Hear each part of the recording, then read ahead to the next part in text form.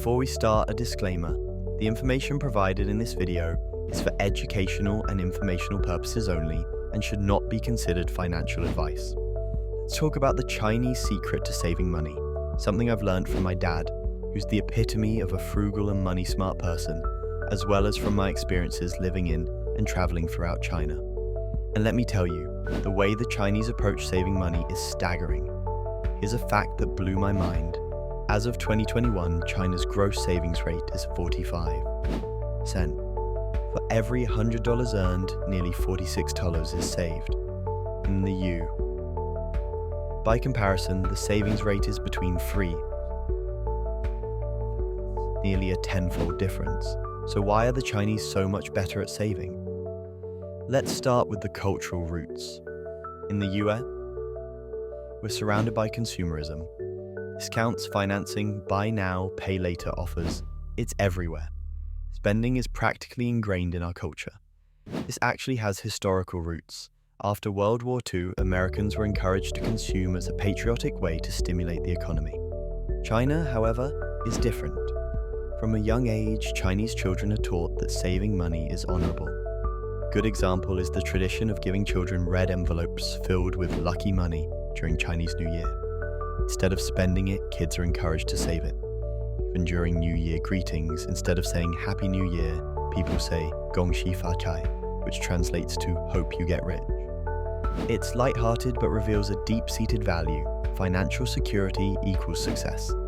There's also the demographic factor. For decades, China's one-child policy limited families to a single child. Fewer children to provide for, families could save more. But there was another impact. Because sons traditionally inherit the family name and property, many families prioritized having boys, leading to a skewed gender ratio. At its peak, there were 122 males for every 100 females. This created fierce competition among men to attract partners, and being financially stable became one of the most important ways to stand out. Another factor is China's lack of retirement safety nets. Unlike the EU, there's no 401k or IRA system. They have pensions, but many people don't trust them to last. So saving for retirement, healthcare, and education often falls squarely on individuals and families. Saving isn't a choice, it's a necessity. Now, what's the actual secret to saving money the Chinese way? It's simpler than you might think. They account for every dollar. My dad, for example, always knew exactly where his money went. A system similar to this is called zero-based budgeting.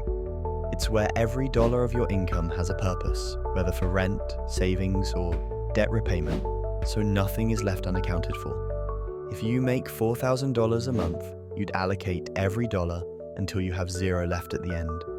This forces you to be honest about your expenses and gives you control over your financial life. Let me break down 4 habits that help the Chinese save money. Avoiding luxury goods. Most Chinese people avoid flashy, status-driven purchases. Instead, they prioritize practicality and humility, focusing on what truly matters, living off a small percentage of income. My dad grew up with very little. Sometimes he couldn't afford food, and he'd go to bed hungry. When he started working, he tried to live on just 10% of his income. While that wasn't always possible, this frugal mindset ensured he'd never go hungry again, distinguishing needs from wants. If something is truly necessary, like a health-related expense, it's worth spending money on. But wants should be carefully considered. For example, if you want a $350 wallet, think about how long it will last. If it's 5 years, that's less than 20 cents a day. The key is being mindful and making sure your spending aligns with your goals. Eating at home. One of the simplest ways to save is eating at home. Growing up, my family rarely ate out, maybe once every 2 weeks, and only for special occasions. Hosting dinners at home was a more common and much cheaper way to socialize. These principles aren't just about saving money, they're about rethinking how we view money and security. If you found these tips helpful, let me know in the comments. And as the Chinese say, Gong Xi Fa Chai, I hope you get rich. See you in the next video.